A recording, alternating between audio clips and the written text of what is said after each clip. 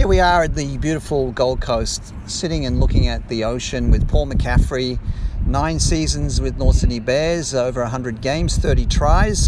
Good to see you, Paul. Nice to see you, Jason. Can't believe it that you're 61 going on 62, and we're looking back on your career. And we're going to talk about your father, of course, who passed earlier this year at the age of 91. But looking back on your career now, what do you feel? I had great fun. It was 10 seasons too. 10, was it? 10 seasons. But just had great fun, great people, I was privileged to, be picked up by North Sydney, and just something you reflect on quite a bit. And interesting to look at your career, because you did span kind of different eras, the bad years and the good years. And your dad, of course, was secretary, Ken was secretary, but you actually joined the club as a first grader before he was back at North, isn't that right? Yeah, so he was at Canterbury from 1969 till 1980, and I played first grade in 1979, so I was selected before he came over. Yeah, there was that kind of misconception. He's, Ken McCaffery's son, he's going to get preferential treatment. But it all started, Acker Forbes, I think, was still a secretary then. And so what are your early memories, that 1979 season, Tommy Bishop, ill-fated, we might say, 2 wins out of 22 matches. But it gave you a chance to kind of play first grade. Yeah, Tommy came in, and obviously he wanted us to do well. He had different ideas, and I don't know, it was a funny culture because... He'd come from Illawarra, hadn't he? And he'd brought some Illawarra players. So Keith Rugg and Rod Henniker. Alan Shepherd. Yeah, Shep. And those guys. So, he's a really nice bloke, Tommy. And obviously he wanted... The chemistry just wasn't there at that stage. Maybe the standard of players was player. We needed probably a few extra players, and to offload a little bit more money to buy some, guns. But that didn't happen in that with that committee. And you were like 19 years of age, and you were just telling me earlier about being weren't even shaving. You're Mara's brother's boy, just a year out of school, and then here you are playing against Graham Eadie and Manly in a pre-season game at North Sydney Oval, and having to face up to what was a crack side and not a very strong North side. And what was that like? Well, the year before, they put me on the bench in 1978 when I was 18, and there was Bob Footman and Arthur Beetson running around the field. I had butterflies on the bench, thinking I might be on the same field as them. But the next year, I had a bit more confidence. I'd played a season and done another off season, and I was fairly confident I'd be okay. But it's pretty intimidating when you walk on the crowd and the stand, like the Manly Football Club had won the premiership the previous year, so it was an interesting experience. And I remember walking around under the Moreton Bay fig, and some of my old mates from Morris Brothers talking to me and yelled out, they're going to kill you out there, Macca. And I just remember just smiling, and it was a funny experience. Yeah, indeed. And I can remember that, as a fan at that time, that was my final year of school, 79, and then I'm a young journo following you. And then we saw that transition of North's transformation with Ron Willey coming in, your father coming in, and the easy beats were no more easy beats. They were, it took a while from coming last in 79 to build up. So what was your memories of that building up period, 80, 81? Yeah, the thing about Norths was that they always seemed to be in the doldrums. They had a history of it. But anyone that wanted to come in, Tommy, that wouldn't matter. Billy Hamilton before that. He did better than Tommy did. Yeah, he did. Bill was a very, very good player. And everyone wanted to do well. And Ron was the same. And he had a structure that we adapted to pretty quickly, and we improved pretty quickly. So over the 3 years he was there, we started winning games, and we had a few new players. We spent a bit of money, and things looked really, really good for us. I don't know if you remember, and I think you played in this game, but I remember I was a young journo in 1981 at North Sydney Oval. Norths were playing St George, and it was that game when Norths beat St George, who were a good team then, 38-0, and I think it was 28-0 at half time. Do you remember that game in 81? It was a bit of a turning point because it showed the self-belief. Yeah, I do remember that. I think they made 79. They won the premiership, and so they were a strong side. But I remember warming up, and we played a couple of games early that year, and you could sense there was something about the chemistry in the team, the real camaraderie, and Ron, he really steered us, well and cleverly, and I remember we smoked them that day. That was a really nice feeling to get over the top of those guys by so much. They were pretty frustrated, and we thought I think there was a fair bit of self-belief grew in the side, and we went on that year and did well in a few other games, but we probably weren't consistent. Yeah, there was a lack of consistency in 81, but there were some amazing performances, including that game. And then 82, it all clicked, and Mitchell Cox came in, a former rugby union player, and had that great combination with you. John Gray was already back, Mark Graham. Alan Burns, who I grew up with in Waverton, he emerged as a player in 81 and came through in 82. And we had like the North's forward pack, Steve Mayo, Don McKinnon, John Gray, Peter Cross, Mark Graham, of course, and let's not forget Crash Harris, because he was a veteran at that time. So tell me about the transformation of that season and your combination with Mitchell Cox, which was really a feature of the success. Yeah, well, Phil Ritchie was playing then too. Anyone that came into the side, we were all pretty confident. Anyone that slotted in. Reserve grade, they used to do okay, but first grade, it was just a really, when you're in those teams, and I've been in a few of those teams, whether I played soccer after I stopped playing footy for a little while, and anytime you're in with the chemistry in those sides, you just know you're going to do well. It's so much fun turning up every week for training and just the social activity after a performance. And it was just a really nice time to be involved in the club. And you think, you're a modest guy, but you really emerged then as a player, especially 81, 82. I can remember there were some standout games that you had. You'd make breaks, your kicking, obviously, your passing and all that. What was it that, emerged for you? Why did you suddenly become a sort of a standout player in that period? I think it was just basically confidence, plus, and you got to know the players around you, and I loved playing with some of those guys. I remember running out the cricket ground in the semi-final against Manly. We were just about to start, and John Gray turned around and said, and he heard the crowd, and he said, he turned around and goes, "I love this," and I went, "Oh, I love you," I just. Those sort of moments, unfortunately, we didn't keep moving in the same direction. We sort of went back into the doldrums after the 82, but it was just a really fantastic time to be involved. In the whole community, the North Sydney community, everyone was just really excited.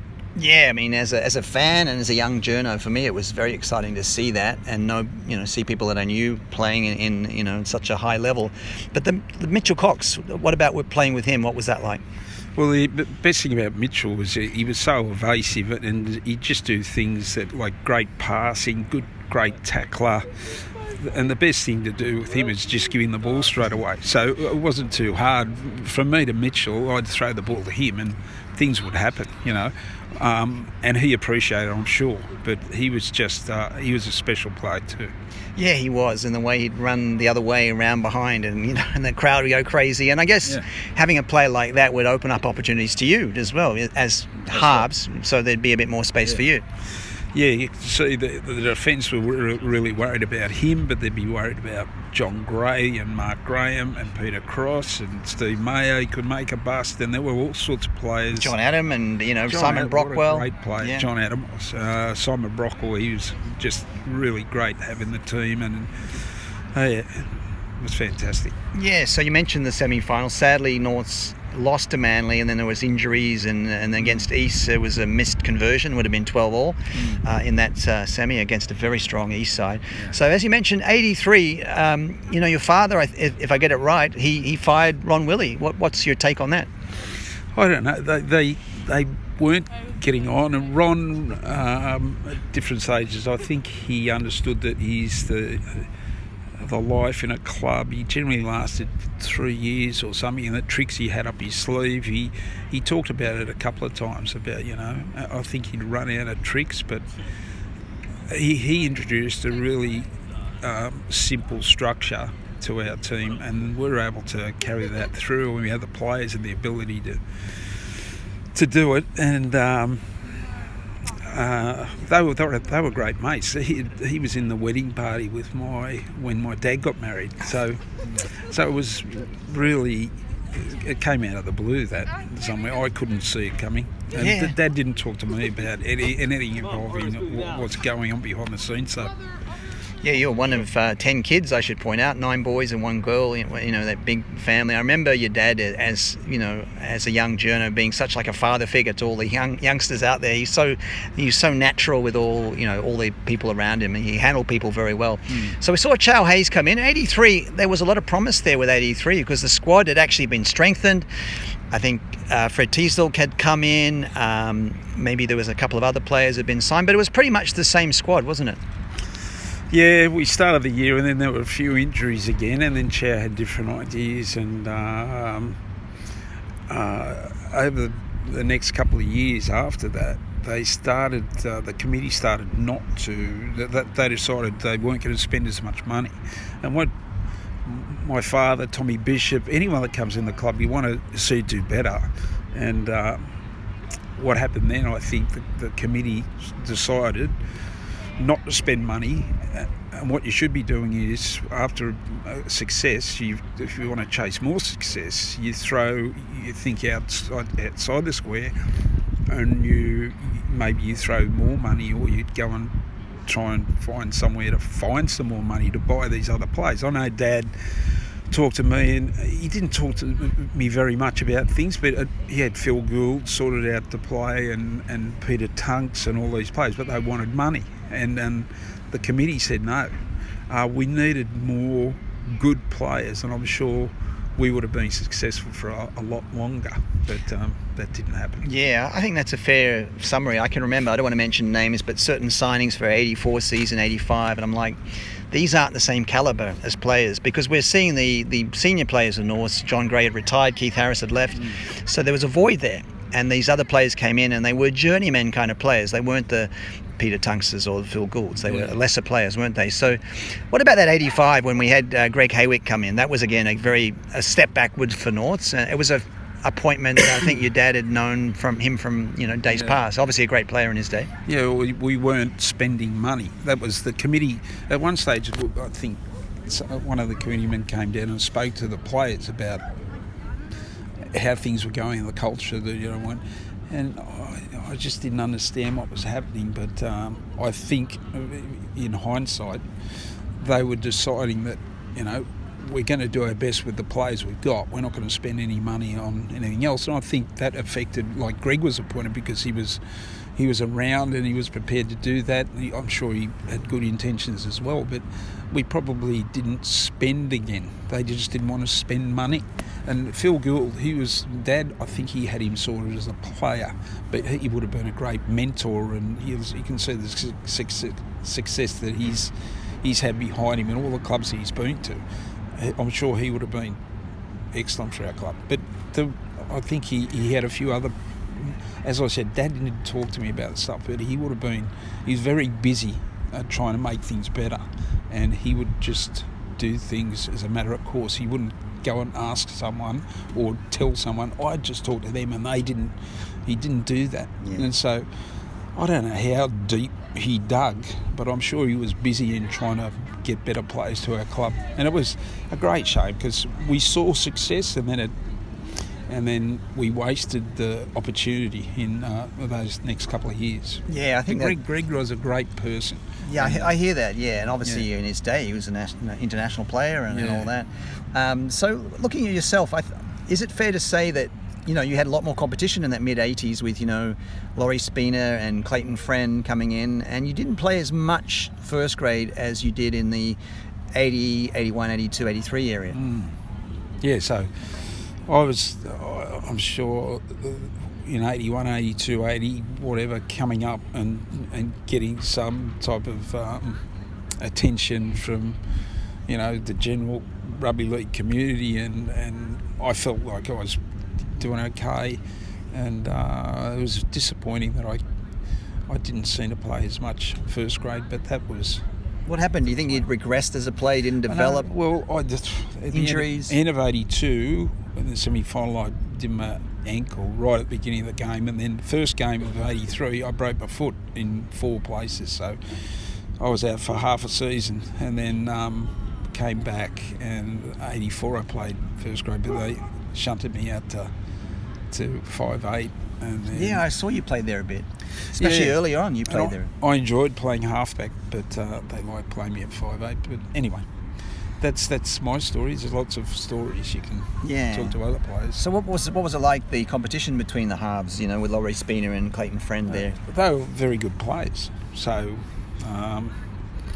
all you can do is do your best, and that's all I tried to get out. And sometimes you'd feel like things aren't really working for me, but just with another bunch of mates, you're out there having a crack, and that's how things worked. And what about the Chicken Norton period, and then I think Frank Stanton came in, and when you look back on those coaches? Yeah, Chickers was a great bloke. He had some ideas about how to play. Frank came in, and he was pretty black and white too, and they were good coaches too. I didn't have much. I didn't play much first grade under those two coaches, but I had enough a connection with Chicker in reserve grade when I was coming up as a young kid, and then Frank's obviously he's well accomplished, but it wasn't really a success at North, to be honest, if you're looking at it in a brutal way. No. I think the committee. A different the residual. I remember a game in 1980, and I was put on the bench to 1979. Paul McCaffery was playing. Yeah. And before he went to Manly, right? East? Did he go to East first? Oh, that's a good point. I don't know. Actually, good question. Yeah, it could have been East first. Anyway, I was in the dressing room in Cogra Oval, and the committee. I came off during the second half. I said, look, I've seized up and body's no good, could I just have a shower? And they said, okay. So I went down, and they were having beers in the shower area at Cogra Oval. They should have been watching the first grade. And I sat down and I could hear them talking. They said, I hear Paul McCabe's been offered, it was in the papers, been offered a contract with East. And I know the head man said, and they can have him too. And I went, what? What are we doing, giving our players away? So that was the mentality. And I think occasionally we'd have success, and once we got success, we didn't know how to deal with the success. And that was that residual thing on the committees. There's different guys out there when they'd start to maybe talk to one another. And I know that my dad didn't get everything his own way when he was... And he saw what was happening at Canterbury with Peter Moore, his great mates with Ken Arthurson. I'm sure we would have had more if the committee had been more united, and maybe some of the committee men were, maybe they should have taken a hike, but would have been lovely. Yeah. So talking about your dad, who we're all very fond of, and of course he passed earlier this year, and there was a memorial for him, a funeral. Can you tell us about that and his last sort of 2 months? Yeah, he had dementia, and he's been sick for a long time, and you could see he was really frustrated the last couple of months. And some days he'd be brighter, but most of the time he'd look at you, he couldn't articulate himself properly, and The last, anyway, he was. It was just. I think it was a relief for himself that, because he was frustrated with himself, and my mother died a couple of weeks after that, and she couldn't talk or walk for the last little bit, and she had dementia as well. So, but the funeral, he was very much loved, my dad. He was, because he loved people himself, and he just wanted good for North Sydney. He didn't speak ill of anyone. Occasionally he would to me, occasionally, and it was usually frustration in a conversation, and he'd say something, I'd go, well, that's a surprise, but he just wanted the best for everyone else, and North Sydney included, and it was a great shame that he couldn't fulfil his ambition there, because he really had high hopes, and he talked about the 82 thing and said, we should have played a grand final. I'm sure we would have won a premiership. I'm not sure we would have beaten Parramatta, but Manly we were going to beat them in the semi-final, hands down. As soon as we started the game, I'm not sure if they realised, but I knew straight away. And then some injuries and whatever. Yeah, it was really bad luck. Looking back, North's had a lot of momentum coming into the semis. But yeah, I think you're right. Your dad's right. Was he satisfied to see North become a success in the 90s? Yeah. Everyone wanted success for North Sydney, but in the end, everyone that was involved would come in and they'd want to change things, and in the 90s they used the Leagues Club. See, there was mismanagement, and Super League, maybe we should have gone to Super League. Yeah, probably would be in the comp now. Still be in there. Yeah. And it was great seeing North Sydney have some success, but again, things fell apart when we joined up with Manly. So yeah, that was a big mistake. I mean, at least North is still a feeder club. They're playing in the in the State Cup, the New South Wales Cup. Do you think there's ever any chance that I've covered sports for years as a broadcaster? Any chance that North will find a way back? I don't know. My brother is a member. My wife has the Bears Den, and on one of their apps on their phone and I watch it, and there's a lot of anger with I said, my thoughts are, don't get angry, just get busy. And I've heard, I was down in Sydney at something I was doing for work last year, and one of the guys I was in a room with talking, he had connection with North Sydney through Greg Florimo and different other people, and they said North Sydney was starting to buy up, and put some assets behind themselves. I think we've got to make ourselves an interesting proposition for other clubs, and maybe we could join another club. Maybe we get in that way.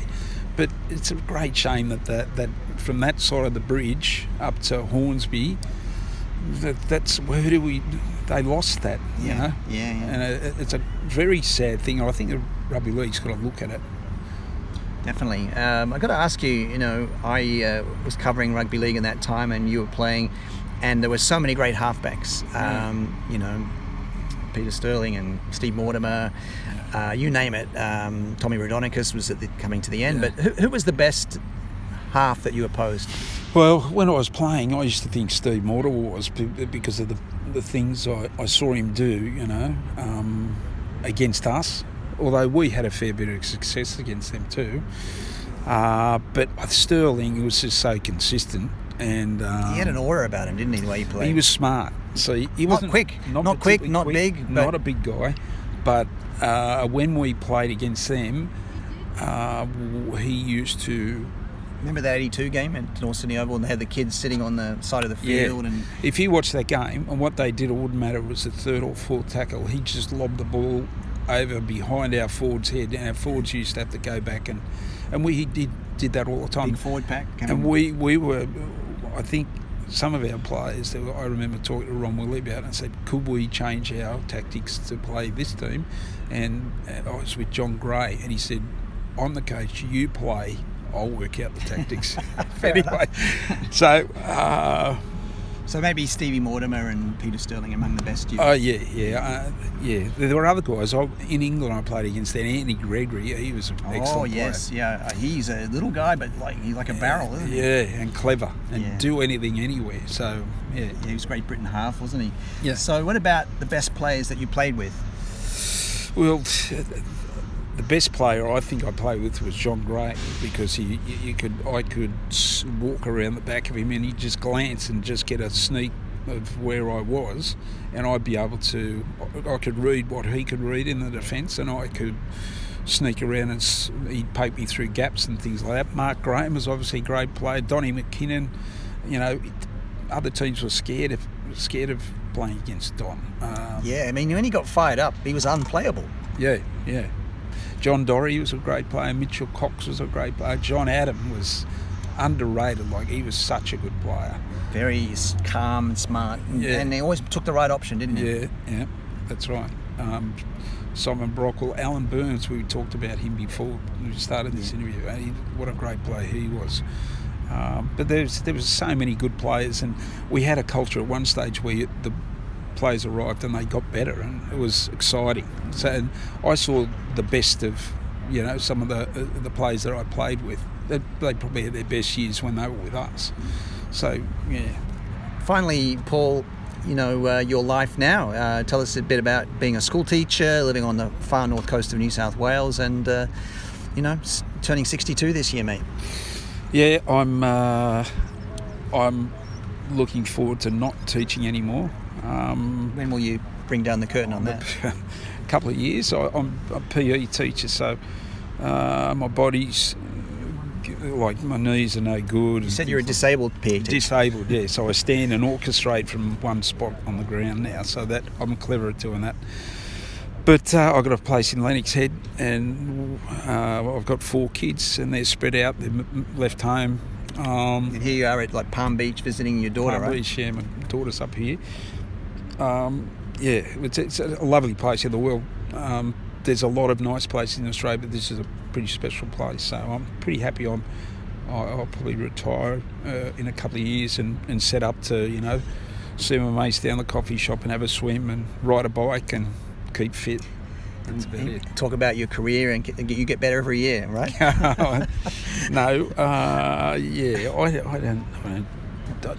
All the blokes I know down in Atlantic say no one talks about that sort of stuff. It's all surfing and what's happening with the sharks and yeah, you've had a few shark attacks, mate. Yeah, well, they've stopped for the time being, but and so they've done a little bit. But just a beautiful place, and I'm pretty happy where I am. But I'd love to help the Bears, but I'm not sure where they're up to. There's still a lot of affection, isn't there, for the Bears? Even like James Bracey, he's the Fox Rugby League host. He's a Bears fan. Did you know that? Yeah, I did. I saw him at one of the things we do during the year when the Norths play, whoever they play, South Sydney or something. I was down there one day and I saw him in the crowd. I said, I know that bloke. I've seen his face. And I said, this bloke's a kid out of North Sydney jersey. That's Jason Dacey. What?